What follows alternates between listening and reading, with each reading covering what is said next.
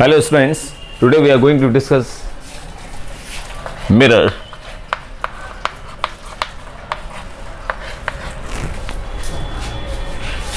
The first is plane mirror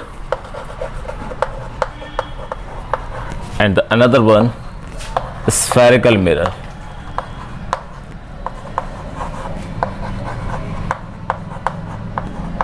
Which have curved surface.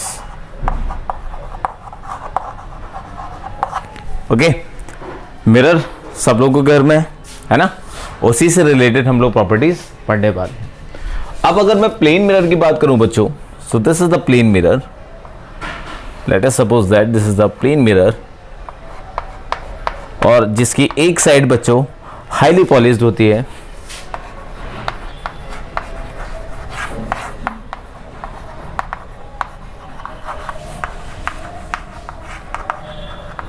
highly polished surface, that is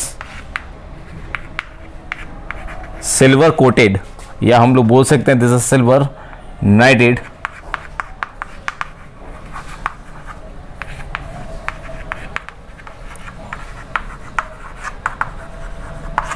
silver नाइटेड coated surface. यानी कि एक side जो आप लोग देखते हो जहां पर आपकी पॉलिश आपको दिखाई देती है उसको बोलते हैं highly polish surface, so that is silver नाइटेड coated surface. Okay, और जो दूसरी साइड है उसको बोलते हैं बच्चों हम लोग reflected surface.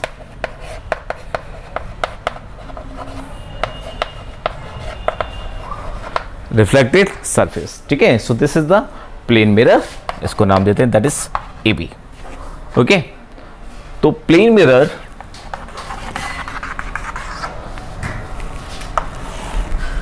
So this is the plane mirror.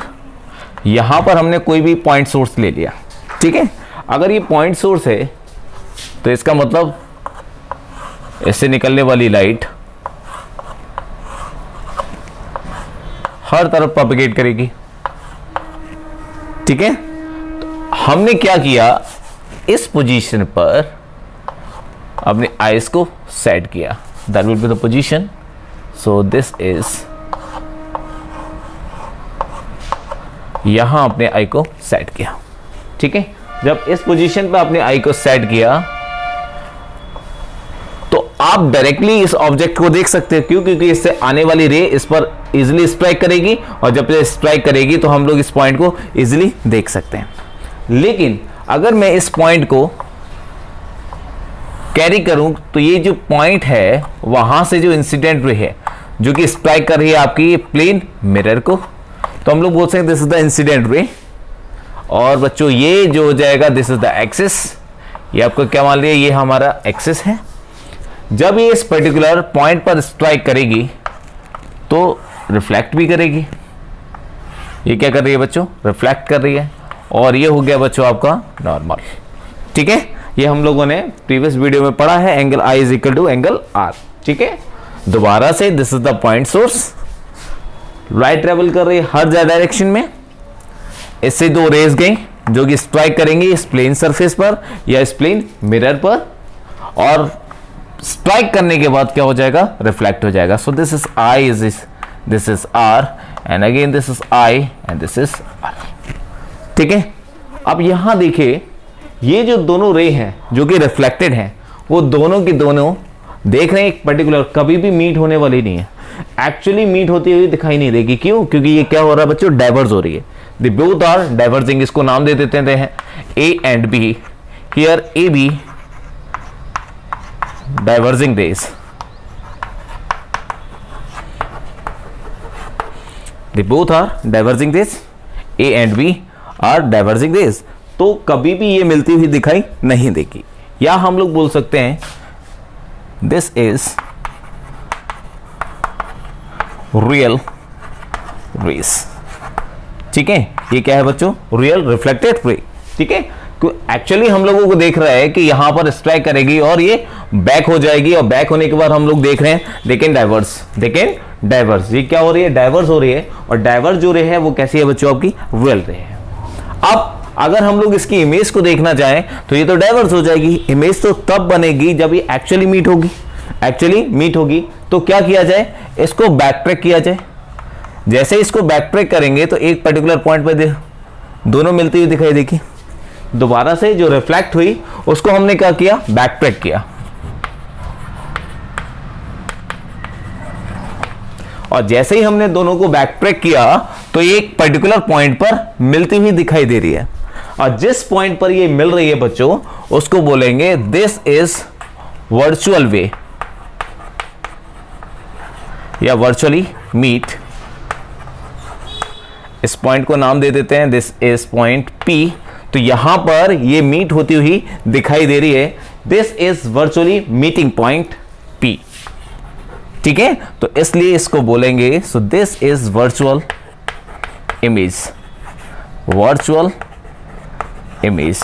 This is not a real image, so this is virtual image. Real image तब बनती है जब ये जो आपकी दोनों रेज जो आपको दिखाई दे रही हैं जो कि डाइवर्स हो रही हैं, वो अगर कन्वर्स होती हुई दिखाएं, एक्चुअली कन्वर्स हो रही हो या एक्चुअली एक दूसरे से इंटरसेक्ट कर रही हो, तो वो होती है बच्चों रियल इमेज। लेकिन यहां हम लोग देख रहे हैं they never intersect each other because of diverging condition, तो ये कभी भी इंटरसेक्ट नहीं करेंगी। तो हमने क्या किया, इसको बैक ट्रैक किया, तो जिस पॉइंट पर ये बैक ट्रैक करके इंटरसेक्ट कर रही है उसको हम लोग बोलेंगे दिस इज वर्चुअल पॉइंट और वर्चुअल इमेज, वर्चुअल इमेज। ठीक है, तो इसको बोला जाता है दिस इज वर्चुअल इमेज। ये क्या हो गया, रियल ऑब्जेक्ट। रियल ऑब्जेक्ट ने जो इमेज बनाई बच्चों वो बनाई वर्चुअल इमेज, वर्चुअल इमेज। ठीक है, so this is real object, इसको नाम दे देते हैं Q। Here Q be the real object and P the virtual image। ठीक है, गॉट इट। तो इस चीज को आप लोग ध्यान रखिएगा। नेक्स्ट इंपॉर्टेंट पॉइंट, जितनी डिस्टेंस पर ये ऑब्जेक्ट रखा हुआ है इस प्लेन मिरर से, उसको हमने नाम दे दिया D डिस्टेंस। ठीक है, तो जो इमेज बनेगी वो भी इतनी ही डिस्टेंस पर बनने वाली है। प्लीज माइंड द गैप, ये डिस्टेंस भी D के बराबर ही होगी, यानी कि ऑब्जेक्ट की डिस्टेंस प्लेन मिरर से जितनी होगी उतनी ही इमेज की डिस्टेंस होगी किससे, प्लेन मिरर से। यानी कि ये D और ये वाला D, this is for image and इसको I नाम दे दिया और इसको दे दिया O। DO here, DO always equal to DI।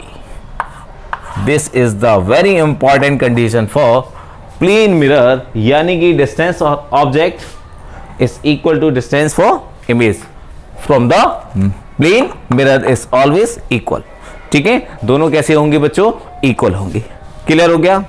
अच्छा, एक और कंडीशन याद रखिएगा, बाय द वे मान के चलिएगा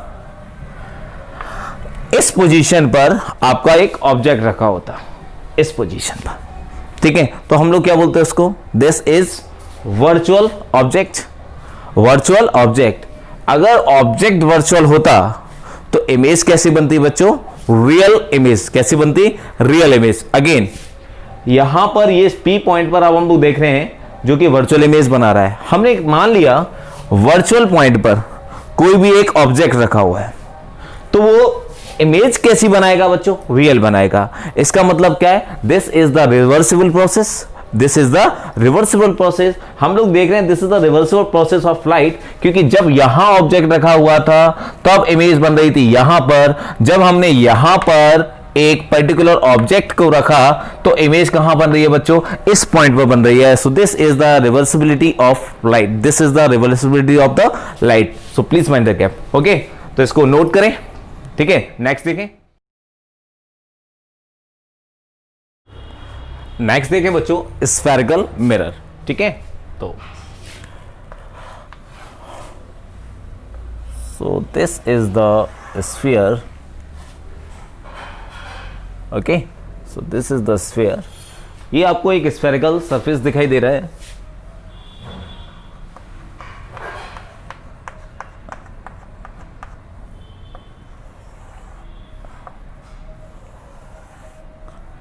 ये हमने इसको अंदर से पॉलिश कर लिया। ठीक है, और अगर मैं इतने सरफेस को बाहर निकाल दूं, ठीक है, इतने सरफेस को बाहर निकालूं तो ये मुझे कैसे दिखाई देगा, लाइक दैट, ठीक है, दिस विल लाइक दैट। इस सरफेस को मैंने बाहर निकाला तो ये मुझे कुछ ऐसा दिखाई देने लगा। सो this is the curve surface.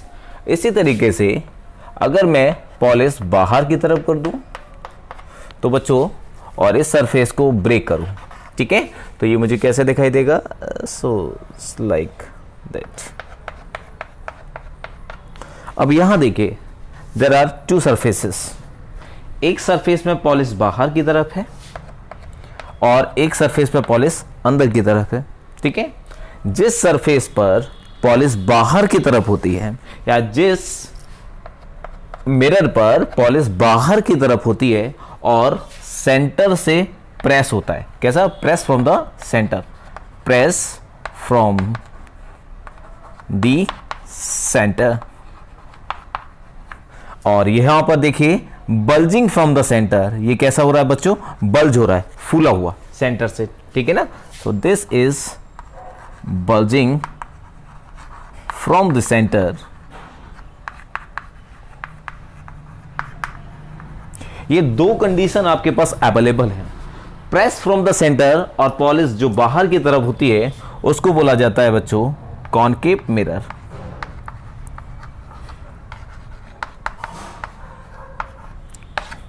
और bulging from the centre, this is called convex mirror.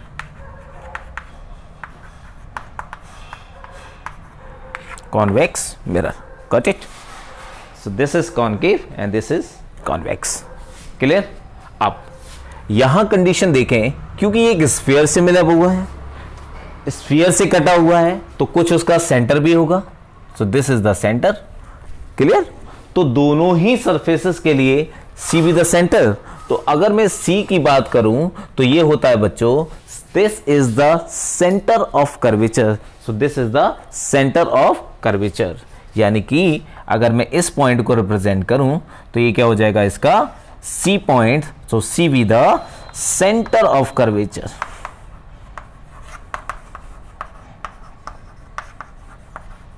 Centre of curvature दोनों के लिए बच्चों ये क्या हो जाएगा, सेंटर ऑफ कर्वेचर, ठीक है ना। सो this is centre of curvature. इस पॉइंट को बोलते हैं बच्चों,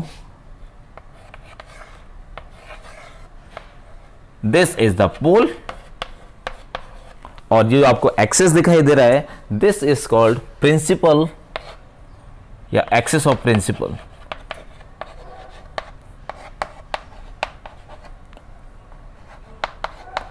या principal axis.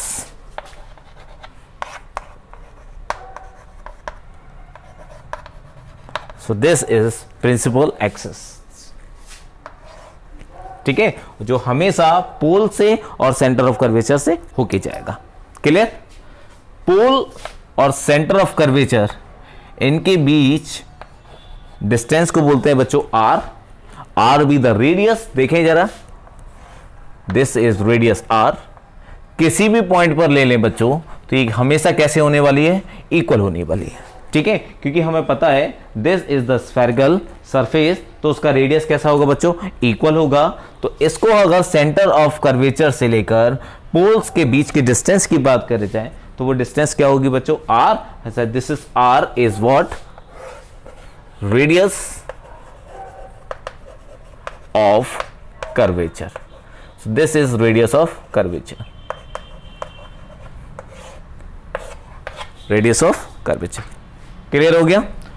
This is pole और ये जो हो गया this is principal axis, C with the centre of curvature. And pole से सेंटर ऑफ कर्वेचर के बीच की जो डिस्टेंस है वो हमेशा क्या हो जाएगी बच्चों, रेडियस ऑफ कर्वेचर, ठीक है। देखें इसको, समझिए। नेक्स्ट देखें बच्चों, late us suppose this is the concave mirror.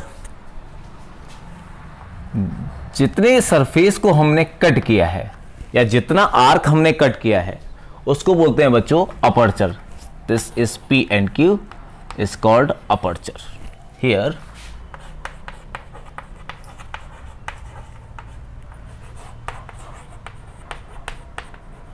Aperture. ठीक है, अब अपर्चर क्या होता है? जितना सरफेस हम कट करेंगे, इसका मतलब जो इंसिडेंट रे आएगी फ्रॉम द सोर्स, वो इतना, जितना अपर्चर होगा उतनी ही आ सकती है, उतना ही एरिया में वो स्ट्राइक कर सकती है, उससे ज्यादा स्ट्राइक नहीं कर सकती।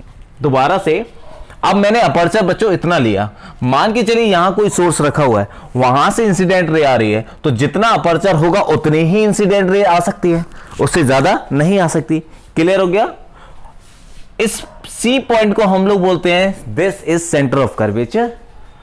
यहां से जो डिस्टेंस आ रही है पोल से सी के बीच की, उसको बोलेंगे बच्चों हम radius of curvature, radius of curvature. So let us suppose कोई इंफिनिटी से एक इंसिडेंट रे ट्रैवल कर रही है जो कि parallel to the principal axis है, और जब ये इस पर स्ट्राइक करेगी, आफ्टर स्ट्राइकिंग यहां पर हम लोग क्या कर सकते हैं, एक नॉर्मल ड्रॉ कर सकते हैं। तो नॉर्मल कैसे ड्रॉ करेंगे? इस आर्क पर टेंजेंट ड्रॉ करो, टेंजेंट, ठीक है, और जैसे ही इस आर्क पे आपने टेंजेंट ड्रॉ किया और टेंजेंट पे डाल दीजिएगा आप परपेंडिकुलर। ठीक है, परपेंडिकुलर। आपको पता है ये पूरा जो सरफेस है वो कहां से कट किया है? स्फीयर से कट किया है, और स्फीयर का जो रेडियस है वो कहां से होके जा रहा है? सी से होके जा रहा है। तो बच्चों अगर मैं यहां पर एक टेंजेंट ड्रॉ करूं और टेंजेंट से इस परपेंडिकुलर की बात करूं, तो बच्चों ये नॉर्मली तो होगा ना, देखिए 90 डिग्री एंगल नॉर्मल। और हम लोगों ने रिफ्लेक्शन में पढ़ा है प्रीवियस वीडियो में, angle I is equal to angle R, और ये क्या होता है उसका? नॉर्मल। तो नॉर्मल हमेशा कहां से जाएगा बच्चों? सेंटर ऑफ कर्वेचर से होके जाएगा। ठीक है, सेंटर ऑफ कर्वेचर से होके जाएगा। तो अमूमन जो कि इसका नॉर्मल है वो किसको रिप्रेजेंट कर रहा है? वो रेडियस को रिप्रेजेंट कर रहा है। ठीक है ना, वो रेडियस, क्यों? क्योंकि रेडियस हर पॉइंट पर बच्चों कैसे है? कांस्टेंट है। तो यहां पर हमने जो नॉर्मल डाला वो कहां से जाएगा? सेंटर ऑफ कर्वेचर से जाएगा। तो बच्चों ये क्या हो जाएगा? Incident ray. Okay, after striking they can bouncing back. ठीक है, they can bouncing back. Okay, तो ये हो जाएगा एंगल आर। उसी तरीके से एक दूसरी रे, क्योंकि सोर्स से तो इन्फिनिटी रेज आ सकती हैं, फिर से ये स्ट्राइक कर रहा है, इसका भी नॉर्मल कहां से जाएगा? सेंटर ऑफ कर्वेचर से जाएगा। ठीक है, जब स्ट्राइक किया उसके बाद एक रे बाउंसिंग बैक हो गई, जो कि उसी पॉइंट से होके जा रही है। ठीक है, सेम पॉइंट से होके जा रही है। इसी तरीके से यहां से भी ले सकते हैं पैरेलल, और स्ट्राइक करने के बाद ये रिफ्लेक्ट हो गई, ये भी कहां से जा रही है? सेम पॉइंट से। ये आया इंसिडेंट रे, स्ट्राइक किया, they can bouncing back at the same point. आप देखिए ये चारों की चारों इंसिडेंट रे एक ही पॉइंट पर जाके मीट कर रही हैं आफ्टर रिफ्लेक्टिंग। इस पॉइंट को हम बोलते हैं this is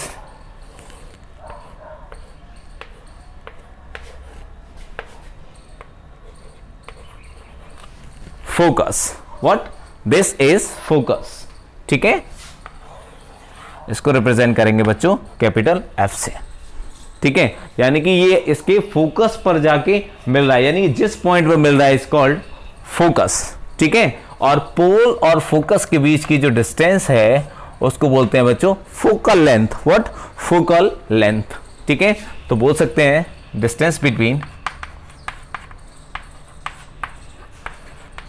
pole and focus is focal length, जिसको रिप्रेजेंट करते हैं बच्चों स्मॉल एफ से, स्मॉल एफ से। क्लियर? देखें इसको, इस कॉल्ड फोकल। ये जो फोकल लेंथ की हम लोग बात करें या इस फोकस की बात करें, सी और पी के बीच की जो डिस्टेंस है उसका जस्ट हाफ होता है, just mid point. This is the mid point of C and pole. C and pole यानी कि जो आपका फोकस होता है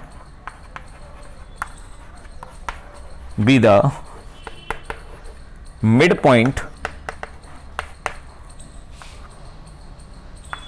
ऑफ सी या मिड पॉइंट बिटवीन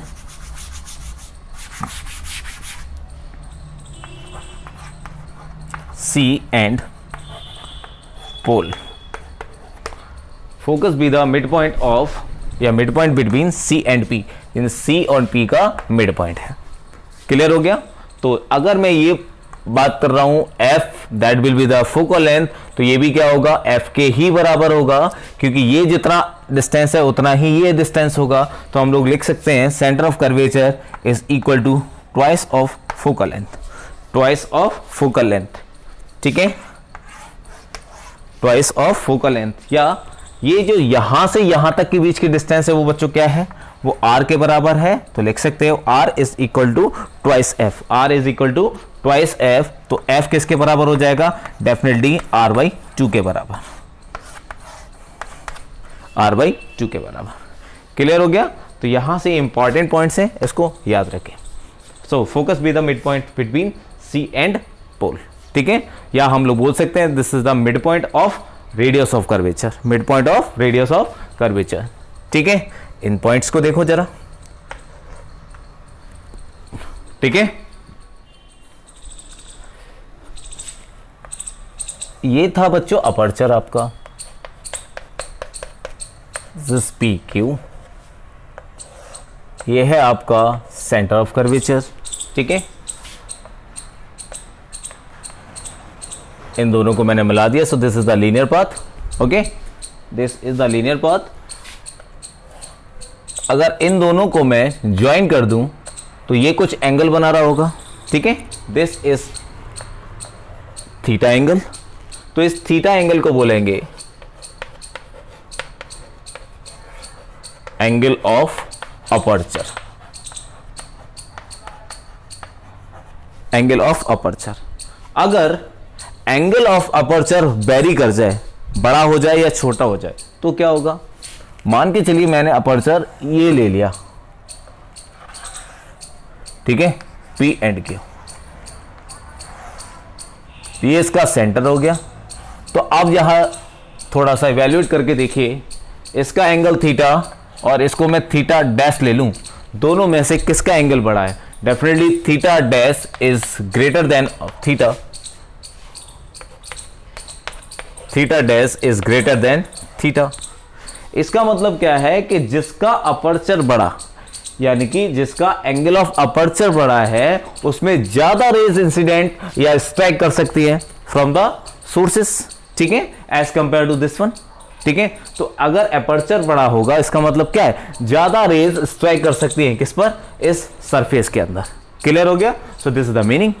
अगेन अगर मैं इसके कर्व की बात करूं, ठीक है, तो ये हमारे पास एक कर्व हो गया, एक कर्व ये हो गया.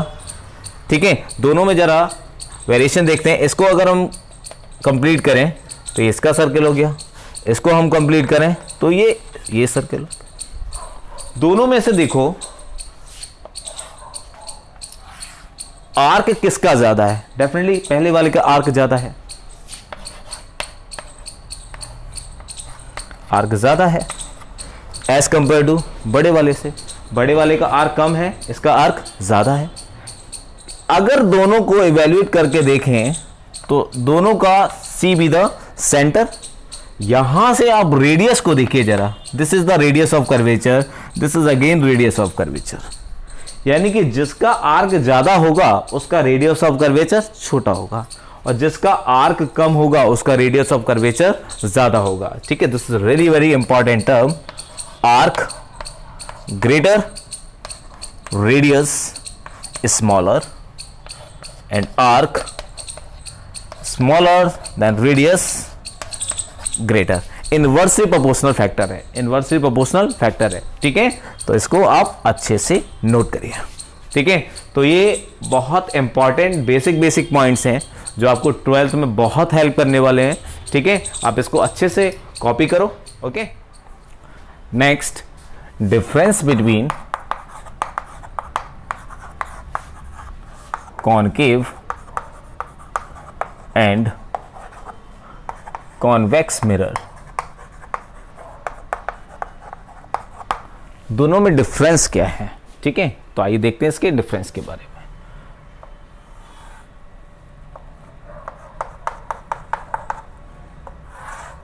ये लिया हमने कॉनकेव,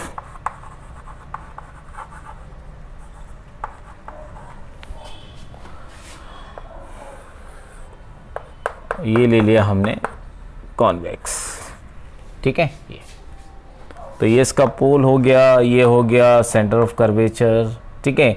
वो सारे टर्म वही हैं जो अभी आप लोगों ने पढ़ रखे हैं, ठीक है।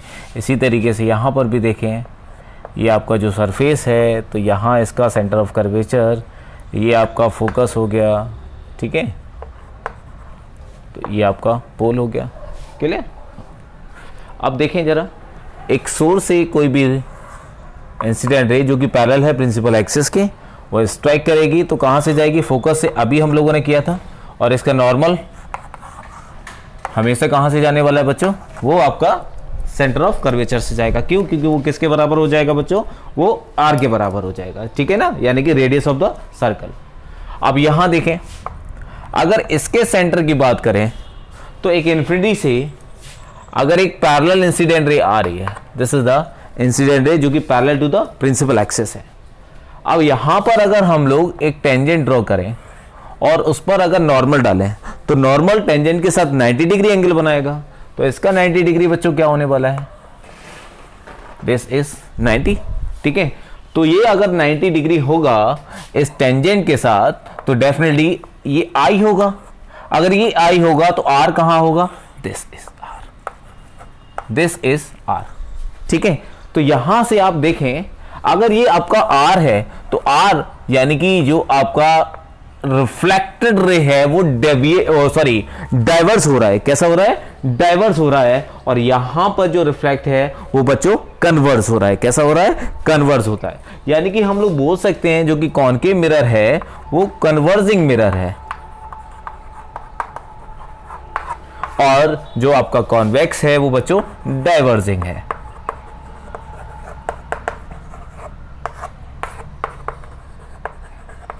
कॉन्वेक्स कैसा है बच्चों, वो डाइवर्जिंग, और कॉनकेव कैसा है आपका, वो है आपका कन्वर्जिंग मिरर। क्लियर हो गया। दोनों को बहुत अच्छे से दिमाग में रखिएगा। यहां इंपॉर्टेंट टर्म ये है कि अगर ये डाइवर्स हो रहा है, इसका मतलब ये डाइवर्स हो क्यों रहा है, उसका रीजन तो हमें पता होना चाहिए। रीजन पता कैसे करेंगे, टेंजेंट ड्रॉ करो, उस पर एक नॉर्मल ड्रॉ करो जो कि सेंटर ऑफ कर्वेचर से होके जाएगा, दोनों के बीच में बनने वाला एंगल 90 होना चाहिए। ये आई तो डेफिनेटली आर यही वाला होगा। आर हम लोग देख रहे हैं वो कैसा है आपका, वो रिफ्लेक्टेड रे, ठीक है।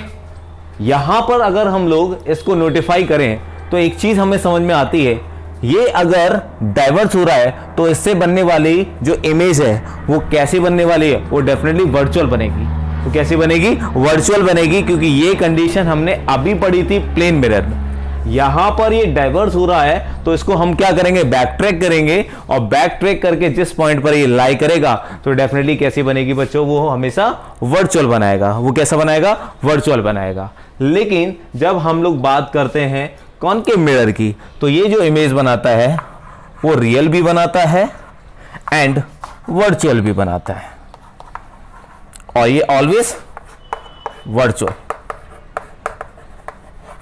हमेशा कैसी बनाएगा, वर्चुअल बनाएगा, ठीक है। और अगर मैं इसके साइज की बात करूं बच्चों, साइज, ये जो इमेज होगी वो रियल के साथ इन्वर्टेड होगी। इन्वर्टेड का मतलब उल्टा, इन दोनों का कॉम्बिनेशन साथ साथ चलेगा। अगर रियल इमेज है तो डेफिनेटली वो कैसी होगी, इन्वर्टेड होगी, यानी कि उल्टी होगी, ठीक है। और अगर मैं वर्चुअल की बात करूं तो वर्चुअल इसका मतलब क्या हो जाएगा बच्चों, सीधी बनेगी, ठीक है ना। इन दोनों चीजों को याद रखिएगा। नेक्स्ट थिंग, ये बना रहा है रियल एंड वर्चुअल, तो साइज कैसा होगा, साइज डिमिनिश्ड भी हो सकता है और मैग्नीफाइड भी हो सकता है, यानी कि छोटा बड़ा दोनों हो सकते हैं। डिमिनिश्ड एंड मैग्नीफाइड, और कह सकते हो हाईली मैग्नीफाइड, हाईली मैग्नीफाइड, ठीक है। लेकिन जो वर्चुअल इसकी जो इमेज बनने वाली है, जो वर्चुअल इमेज बनेगी वो हमेशा मैग्नीफाइड ही बनेगी। वो हमेशा कैसी बनेगी, मैग्नीफाइड। जबकि अगर मैं कॉन्वेक्स की बात करूं तो हमेशा ये वर्चुअल इमेज बनाएगा विद डिमिनिश्ड।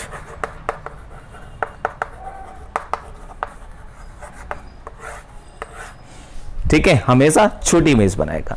ठीक है, यानी कि अगर मैं कॉनकेव की बात करूं तो ये इस कंडीशन को फॉलो करता है, अगर मैं कॉन्वेक्स की बात करूं तो इन कंडीशन को फॉलो करता है। ठीक है, नेक्स्ट वीडियो में हम लोग इसकी फॉर्मेशन देखेंगे, कैसे ये वर्चुअल बनाएगा, कैसे ये रियल बनाएगा, इसकी सारी प्रॉपर्टीज, सारी कॉन्फ़िगरेशन, सारे नॉमेनक्लेचर हम लोग नेक्स्ट वीडियो में देखते हैं। Okay, thank you.